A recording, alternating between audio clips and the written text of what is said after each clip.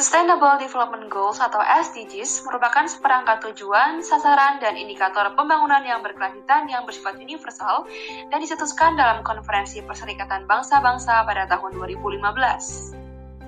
SDGs diciptakan dengan memiliki 17 tujuan yang secara eksplisit memiliki tujuan untuk memberantas kemiskinan dan kelaparan, mengurangi ketimpangan dalam dan antar negara, memperbaiki manajemen air dan energi, dan mengambil langkah urgen untuk mengatasi perubahan iklim.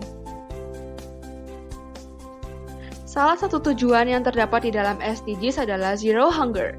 Tujuan dari Zero Hunger adalah mengakhiri permasalahan kelaparan, mencapai ketahanan pangan dan gizi yang baik, serta meningkatkan pertanian yang berkelanjutan.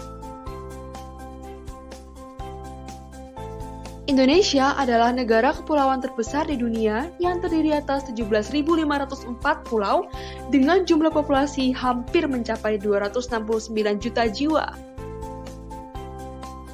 Namun demikian, menurut International Food Policy Research Institute, 22 juta penduduk Indonesia masih mengalami kelaparan kronis.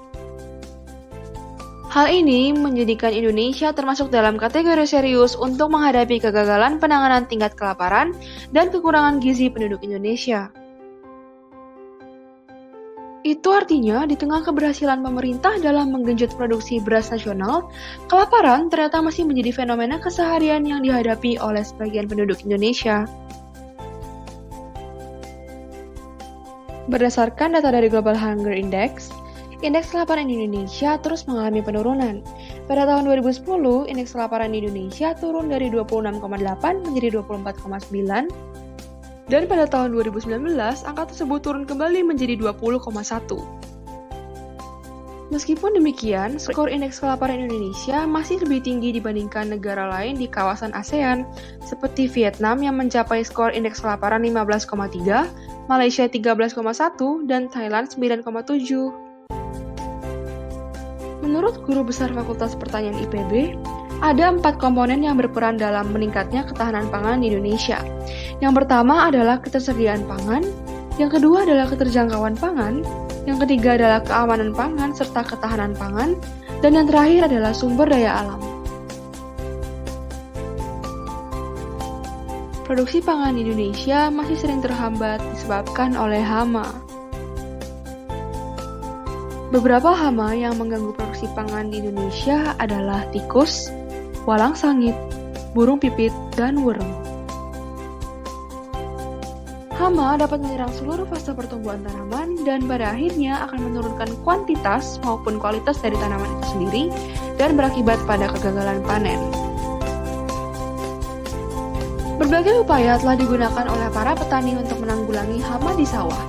Yang pertama adalah dengan penggunaan pestisida. Akan tetapi, penggunaan pestisida secara kontinu dapat memberikan dampak yang buruk pada ekosistem sawah, seperti pencemaran pada lingkungan pertanian, penurunan produktivitas, dan juga mengurangi kesuburan tanah. Yang kedua adalah dengan menggunakan jebakan berbasis listrik. Jebakan listrik merupakan cara instan yang dipilih oleh para petani untuk mengurangi populasi tikus sawah. Akan tetapi, cara ini tergolong tidak ramah lingkungan serta dapat berbahaya bagi nyawa manusia. Oleh sebab itu, pemerintah mengimbau masyarakat untuk tidak menggunakan alat yang satu ini lagi. Oleh karena itu, dibutuhkan solusi alternatif lain untuk mengatasi permasalahan hama di sawah. Alat yang kami tawarkan adalah pest trap atau pest repellent yang berfungsi sebagai penangkap serta pengusir hama sawah. Pest trap merupakan sebuah alat yang dilengkapi dengan berbagai macam fitur seperti panel solar, pengeras suara ultrasonik, lampu, kawat yang berbasis listrik, dan juga sensor foto kontrol. Pengeras suara ultrasonik berfungsi untuk mengganggu pencernaan hama sehingga hama tidak akan memakan tanaman yang ada di sawah. Selain itu, suara ultrasonik juga akan membuat hama bergerak menjauhi transmitter ultrasonik dan meninggalkan sawah.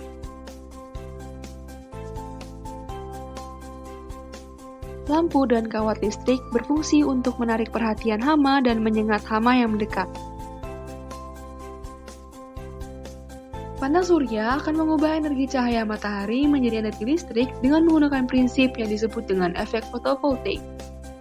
Panel surya akan menyerap cahaya matahari lalu akan menampung energi yang dihasilkan ke dalam sebuah baterai.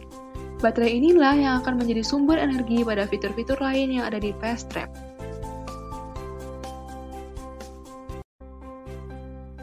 Fast Trap dilengkapi dengan sensor fotokontrol yang berfungsi untuk mengaktifkan fitur lain yang ada di alat tersebut. Sensor fotokontrol yang pertama akan mendeteksi cahaya terang dan mengaktifkan alat ultrasonik, sehingga alat ini hanya akan berbunyi pada saat pagi hingga sore hari. Sensor yang kedua hanya akan bekerja pada saat ruangan gelap atau pada saat malam hari. Sensor ini akan mengaktifkan lampu yang berada di bawah kaki tiang Fast Trap, lalu lampu ini akan mengaktifkan perangkat kawat listrik secara otomatis. Sebaliknya, ketika cahaya lingkungan persawahan mulai terang, sensor akan memadamkan lampu dan juga perangkat kawat listrik secara otomatis. Frekuensi ultrasonik akan dibuat antara 5 hingga 128 kHz, dan penggunaan frekuensi ini akan disesuaikan dengan frekuensi yang dianggap mengganggu oleh hama yang ada di sawah. Kelebihan dari penggunaan Fast Trap adalah hemat listrik, karena energi yang digunakan merupakan energi yang terbarukan. Yang kedua adalah tidak berbahaya bagi lingkungan sekitar, karena tidak mengandung zat kimia serta tidak membahayakan nyawa manusia. Alat ini juga memudahkan manusia dalam mengurangi hama, karena akan bekerja secara otomatis dalam waktu 24 jam. Fast Trap juga merupakan alat yang multifungsi karena dapat mengusik dan menangkap berbagai jenis hama. Diharapkan dengan penggunaannya alat ini, permasalahan hama sawah yang selama ini menjadi permasalahan produksi pangan di dunia dapat segera diatasi, agar pertahanan pangan di dunia, khususnya di Indonesia, dapat segera meningkat, serta dapat mewujudkan cita-cita dari SDGs pada tahun 2030 terkait pemberantasan kasus kelaparan di dunia.